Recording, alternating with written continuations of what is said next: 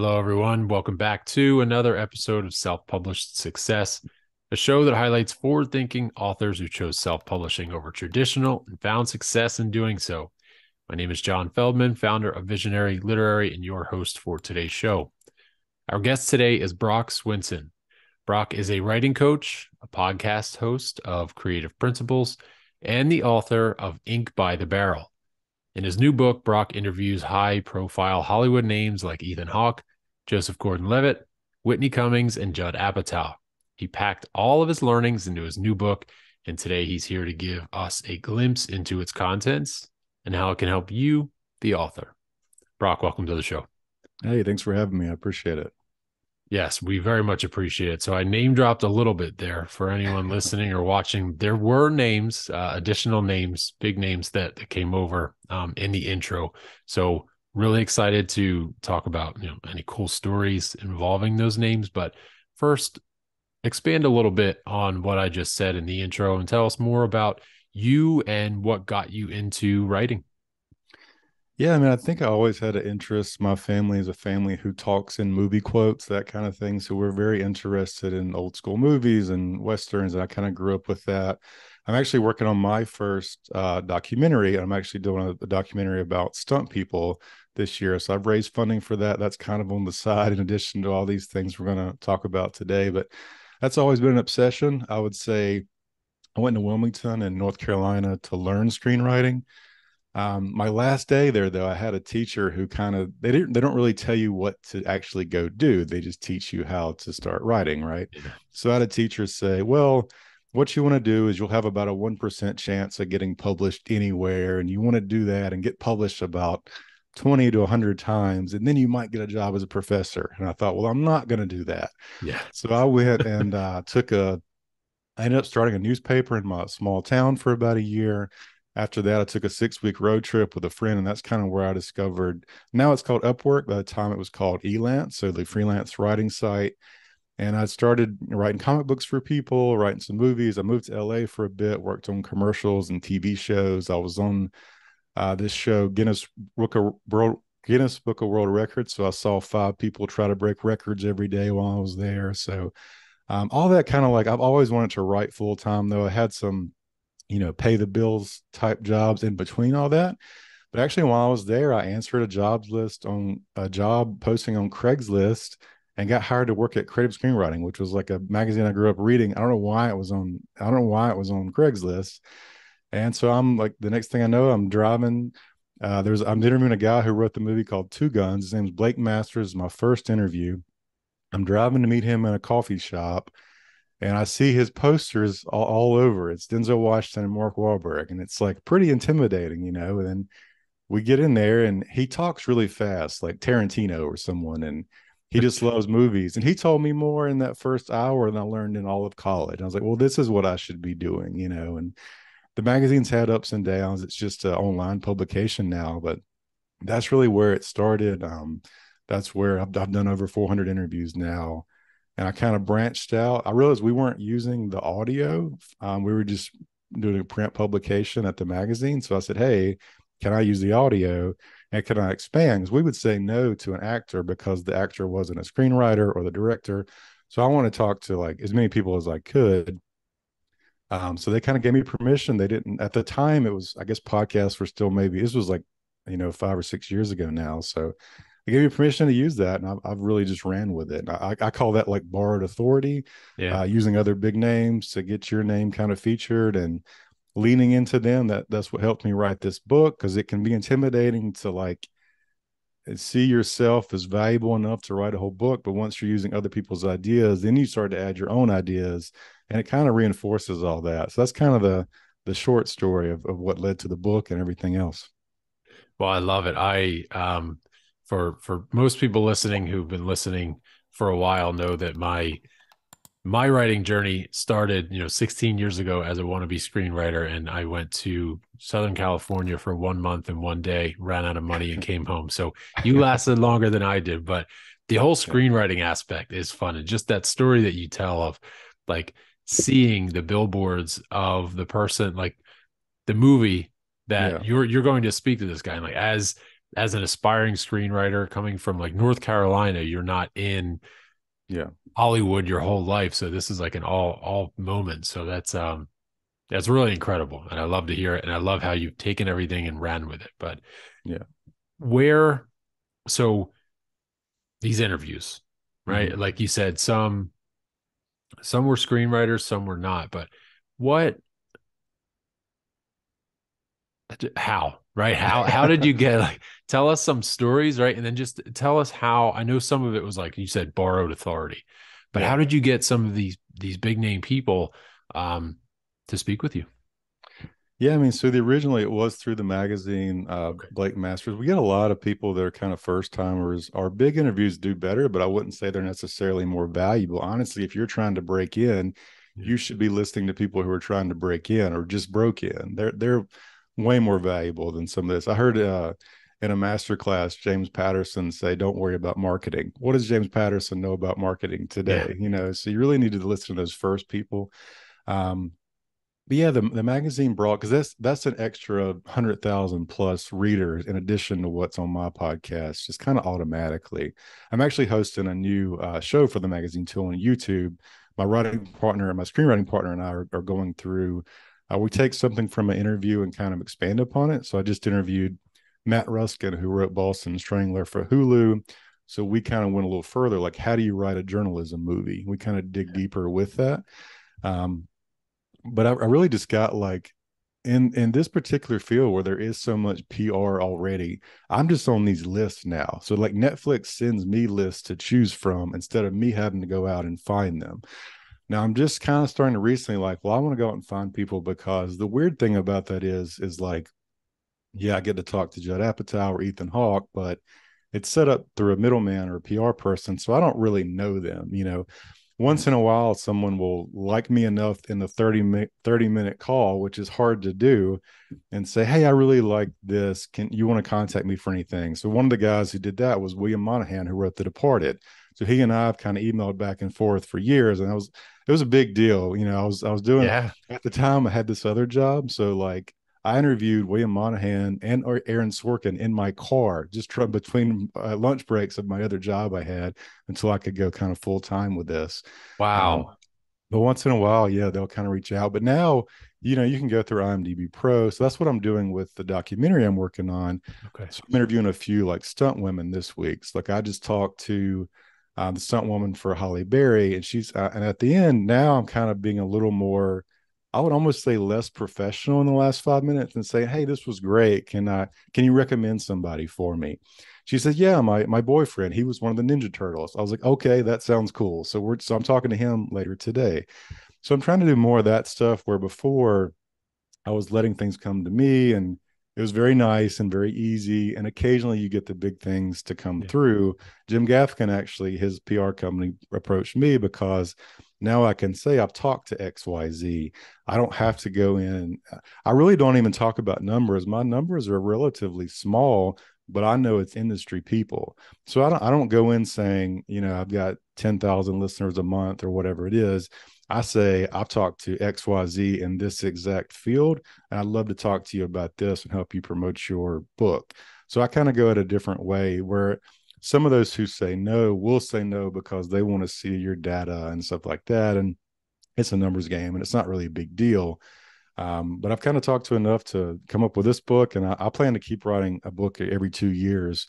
And the interviews really help me figure out my own ideas because not only am I talking about their things, but I spend 80% of the interview just asking them questions I want to ask them. I want to know their origin story. I want to know weird stuff, whatever I'm thinking about that week.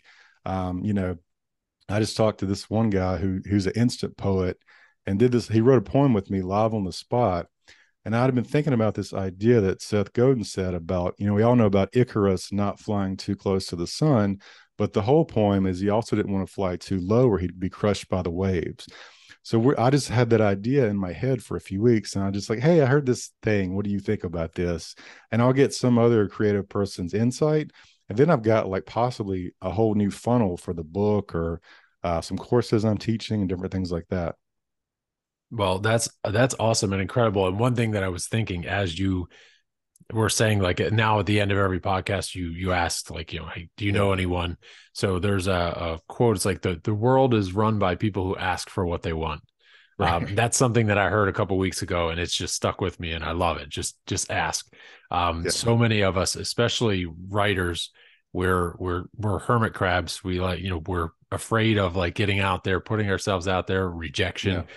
Just once you, and I'm sure you dealt with it at first too. Like when you started asking, people might have been like, you had the creative screenwriting, the magazine to help you, Yeah. but I'm sure you still heard some rejection. And after a little while, you just were like to the point where who cares?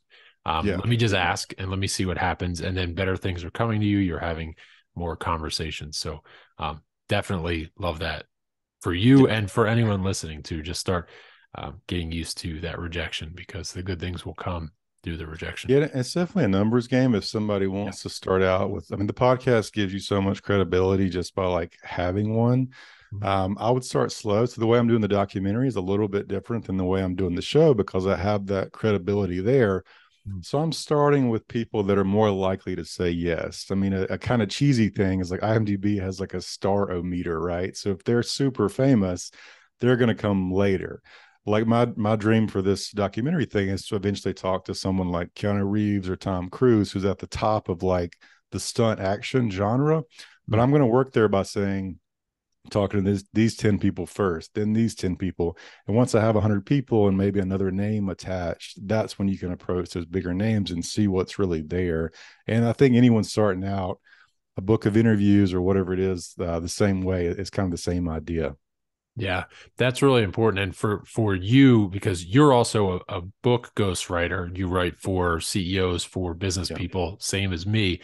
And that's something that we like for a credibility builder. You Mm-hmm. start with the low, not the low level, but like the entry level entrepreneurs, and then you make your Yeah. way up. And then eventually you can say, like, I've written for $200 million businesses. And Yeah. so start low. Don't try to be the overnight success is a very good methodology. But I have a question. So for you, you say that you have a writing partner. That's Mm-hmm. something that we haven't really discussed. I mean, it's been like 50 episodes of the show. We haven't discussed a writing partner. We've done like co-authors, but Yeah. when it comes to a partner, somebody that you work with on a normal basis, not just one project, what are Mm-hmm. the advantages that you see of having this partner? So I've talked to a lot of writing partners too. Like I've talked to the guys who wrote The Hangover. I talked to Mike Reeves, who writes The Simpsons with a partner. So I kind of got to ask that same question to a lot of people, right? I mean, the obvious thing in screenwriting is you have the same taste. I mean, that's where you can go the furthest. But also, like I think Mike Reeves told me, you're a draft ahead. So whenever you get done with your first draft, it's really your second draft because you're both going back and forth. Wow. I just talked to the writers of a HBO show called Harley Quinn. It's animated. They also write Abbott Elementary. I think I just posted this one in the last couple of days. But they've been writing together for 20 years. They see like just a shorthand. They don't even really have to have conversations anymore. Yeah. He knows the other ones what he wants to put in that type of story, and they can kind of keep reinforcing that. With my writing partner, we like horror movies. That's kind of what we're writing. I wrote a movie called American Rebels. I wrote it myself in college. It was about bootleggers in 1920s and how that led to NASCAR. That got a little bit of attention. Like I got someone who wants to direct it, but I kind of was getting stuck, and it's so intimidating. Like it's just you and the blank page, right? When you have a writing partner, we're mostly just like talking and BSing once or twice a week, and like we talk about our favorite movies. Have you seen this? Have you seen this? I kind of relate it to like if we just set some goal, like we want to write 2 movies a year or something like that. Most of it is nonsense, and then somehow at the end of 6 months, there's a full script there. You know, Yeah. it's hard to kind of see it, but it gives you a little more accountability as well. Like I know next week I got to get a scene in or something like that. Or I've heard a lot of writers say when they get stuck, they'll just like one person might write bullet points and pass it over, then that person extends upon it. Now, hopefully, you're mutually, working at the same level. Um, but that's kind of worked for us, and we've written. I think we're writing our third movie right now in that way. And I'm also working on a documentary. So my goal is to get the documentary out there, get on a streamer or raise some money, get some fans, and then we've got a pile of scripts kind of waiting on us. And that kind of goes back to when I interviewed William Monahan, who wrote The Departed. To me, he came out of nowhere. He wrote The Departed, he won an Oscar, then Body of Lies came out, Kingdom of Heaven came out. He had 4 or 5 big movies come out in 2 years with Ridley Scott and Martin Scorsese. It's because he had a pile of screenplays like in a drawer somewhere, basically. So that's kind of, I always like to ask people too, like, what's the value of writing a spec script if you don't sell it and you're getting better? Like, you're not getting better pitching. If you want to be a good writer, you have to actually write every day. Yeah, that's a very good point. And that Yeah. for authors, for fiction authors, well, for any kind of author, but the backlist is always important too. So Yeah. that's something people who publish one book and then they try to market it and market it and market it, and they stop writing because they're worried about that one book. If you just keep churning out books, then that Yeah. backlist is there.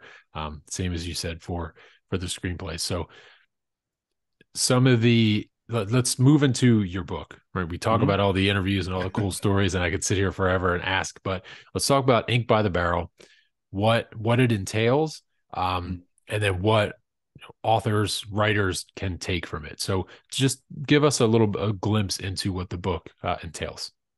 Yeah, so Ink by the Barrel, the subtitle is Secrets from Prolific Writers. So it does fall back to not only interviews, but I was reading like 50 books a year during the pandemic. So I probably read 150 books that also kind of inspired parts. Like I very much use Ryan Holiday's commonplace method. So I have a big stack of note cards that I go through. You can kind of just Google that to find out more, but it's also in the book. I kind of explain it. But I broke it up into 3 parts: time, voice, and process. And really, the first part is like defending your time. Almost everyone I interview, if you ask them something, they're like, yeah, I was kind of lazy before, or I would say yes to a beer every night or whatever, go out with friends. I wouldn't just, make time to do it. So what I'm doing right now, actually, to kind of reinforce this, is I've built a 30-day writing course to go with the book. um, right now we're kind of in the middle of it, but I will be running it again. But it's kind of the Ink by the Barrel Prolific Writing Challenge. Everyone who signs up, I'm giving the book away for free. I'm giving away a book and audiobook because, like you just said, like as much as I love this book, my goal is to write another book and another book and write every couple of years. So I'm not as precious with it. I want to kind of build my email list and my audience first. So the first month we had 1,000 people signed up. It's like a good test run to see who likes it, who's actually taking it, who signed up for free and is not doing it. And those numbers are crazy. I used to work for some guys. We'd sell $1,000 courses and then they wouldn't even log in. Like 70% of people wouldn't log in. It's insane. Wow. So you're really looking for like action takers, whether you're selling stuff or not. I think selling it, which I'll eventually resell this course. Right now it's free. I think selling it like gives it's more, they're more psychologically committed to actually do it and then kind of move on to the next things. But Yeah. right now it's just kind of I want to learn, I want to teach people how to be prolific, how to just schedule that time to sit down and do it, and what that actually entails. Yeah. That's good. I love that. And again, giving away the copies is great just to help people. There's so much in there, so much from the interviews, the books, everything you've read. And that leads me to my next question. So, Ink by the Barrel is a self published book. You, in the last, I don't know, 20 minutes that we've been talking, we know that you have a lot of connections. Yeah. You have a lot of names that you can name drop, probably publishing connections. Why self publish over going and searching for like a literary agent for this book? I've talked to some agents. I'm actually, now I'm thinking back, I may have already just kind of decided away from agents before I got the idea for this book, but I had pitched books in the past and I know there's a great idea there. Like, for example, I think I pitched a book called The Greatest Movies Never Made. And it was an idea of like these 10 stories about Ridley Scott would have a movie that got right there to the finish line. They would cut it away. They would throw it a whole thing away. There's going to be like a Nicolas Cage Superman movie. There's going to be this famous John Wayne movie. So I had all these like really unique insider stories there. I had credibility. I had people I interviewed, all this kind of stuff. And then I would get usually to the second or third meeting, and this is all over Zoom or phone calls. And that's because I'm not in those areas. I'm in North Carolina. But I would get into those meetings, and it was just such like pushback, and no one wants really to take a risk on you. That was kind of where I was getting with all this. Yeah. Um, so I think I just decided like, well, the things I would need to do to get a traditional publisher, because I've been in those meetings. I've been in meetings where the book, it almost like doesn't matter what the book's about. It matters that this guy I'm working with has 100,000 people on an email list, right? Yeah. So they're changing the idea as we're having meetings. As I'm writing the book, the idea is changing, right? So they don't really care as much about that. They care about the email list, but so I'm kind of building the email list, but once you have the list, you don't really need the publisher because they Right. don't put in that work like they used to. Right. So like I said, this may have been before the call. Like I've talked to people that there's a local author near me named Lisa Cantrell. She wrote horror novels in the 80s. And back then they did everything for you. She wrote a book called The Manse, I believe. And you kind of just passed it off and you could go and sit and write and they did everything for you. Yep. Now you have to do all the work yourself. So if you're going to work all the work yourself, you might as well just talk to your list directly, not worry about them. I think the only difference is like, do you really want to be in the bookshelves? Like that's the big thing. But if we lean back to like 1,000 true fans and they're paying you more money per book, and not only that, like I can give away the book and I can upsell a course. And like, if I want to teach people how to be prolific, that's probably a low ticket item. And I worked at ClickFunnels too. So that's where this come from. So $1 book, a $25 course, eventually you can sell people $1,000 course about how to make money as a writer, how to get paid to write. There's always different upsells there. But you really get to kind of like right now, it's so fun talking to people who literally have no idea how to get started. And where it's just a prolific challenge, they're coming in from all angles. I've got a pastor who wants to write like Christian novels. I've got a girl who wrote a book in high school and wants to turn it into a movie. I've got a poet who can't seem to make the transition to short stories because her mind won't think in short stories. So just like, what are these little problems? How can I help them? And then I'm kind of seeing what the commonalities are, and then I can put that in a course. So I'm working on a course now, like how to make 6 figures on Upwork, something like that. And I'm working with a few people like that want to just quit their job, or if you can make 6 figures from your couch, it's a pretty big deal to most Yeah. people. So Yeah. that one translates the best. And then later I'll do something like how to write a movie in 30 days. But that one's a little more complicated for people to just click and buy it. Yeah. So that's something I would kind of slowly ease people into as I build the list and work with different people and just keep writing books about writing, basically, in marketing. Yeah. Those are really good points for marketing. You can tell that your ClickFunnels experience is kicking in. Yeah. The one going back to your email list and a traditional publisher, it's funny that you mentioned that because more and more people are starting to realize that the traditional publishing, like you said, James Patterson said, just write, don't worry about marketing. But that was back when James Patterson was writing books in Yeah. the 80s when they did all the marketing, when Right. getting on, MSNBC or like Good Morning America was a good strategy. Now it's not, because Yeah. people want something to click. They want something right there.